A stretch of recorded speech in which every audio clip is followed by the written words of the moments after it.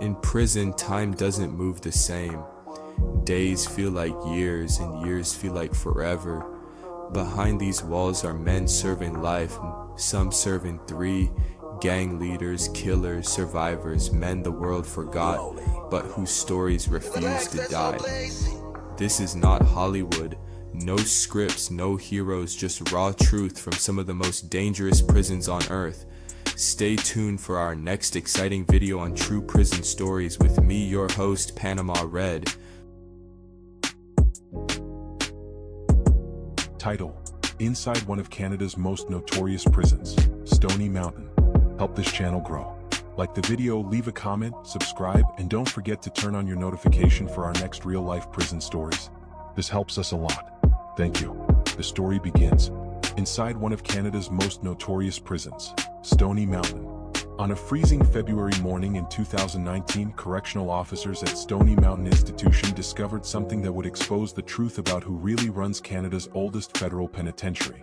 Inside cell block D, they found a fully operational tattoo parlor, complete with professional equipment, a waiting list of clients, and payment records showing thousands of dollars changing hands. But the tattoo shop was just the beginning. Behind the needles and ink sat a network so organized, so deeply embedded in the prison's daily operations, that some guards had stopped trying to fight it years ago. The question wasn't whether gangs controlled Stony Mountain. The question was how they'd managed to turn a maximum security prison into their own city, with its own economy, its own rules, and its own brutal justice system.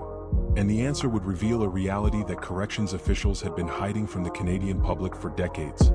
Stony Mountain sits 17 miles north of Winnipeg, Manitoba, surrounded by flat prairie land where winter temperatures drop to 30 below zero. The prison opened in 1877, making it the oldest continuously operating federal penitentiary in Canada. Its limestone walls stand 30 feet high, built by the first inmates who quarried the stone from the ground beneath their feet. For over a century, those walls were supposed to keep dangerous men contained. But somewhere along the way, something changed. The walls still kept inmates in, but they also kept the outside world from seeing what was happening inside. The prison was designed to hold 584 inmates. By 2015, it held over 650. By 2019, that number had climbed past 700. Overcrowding created pressure. Pressure created opportunity. An opportunity created a power vacuum that gangs rushed to fill. The Native Syndicate arrived first, recruiting heavily from Manitoba's Indigenous communities, where poverty and trauma fed a pipeline directly into the criminal justice system. Then came the Manitoba Warriors, the Indian Posse, and the Hells Angels support crews. Each group carved out territory inside the prison. Each group needed income. And each group discovered that Stony Mountain's aging infrastructure and understaffed guard force created perfect conditions for building criminal enterprises behind bars. The tattoo parlor in cell block D wasn't just about art. Tattoos marked loyalty, identified gang affiliation, and communicated rank. They were advertisements, resumes, and contracts written in ink on skin. The fact that inmates could operate a professional shop openly meant guards either couldn't stop them or wouldn't. Internal investigations later suggested both were true. Correctional Service Canada employed around 400 staff at Stony Mountain. On any given shift, maybe 40 guards monitored 700 inmates spread across multiple cell blocks, the segregation unit, the minimum security farm annex, and various workshop buildings. The math didn't work. Guards couldn't be everywhere. They couldn't see everything. And over time, they started making choices about what to ignore. A former Stony Mountain correctional officer spoke to reporters in 2020 under condition of anonymity. He described a workplace where staff members were outnumbered, exhausted, and increasingly afraid.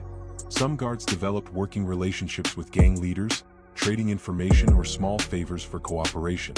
Others simply stayed out of certain areas unless backup was available. The officer estimated that at least 20% of the prison operated under inmate control rather than official authority. This wasn't chaos.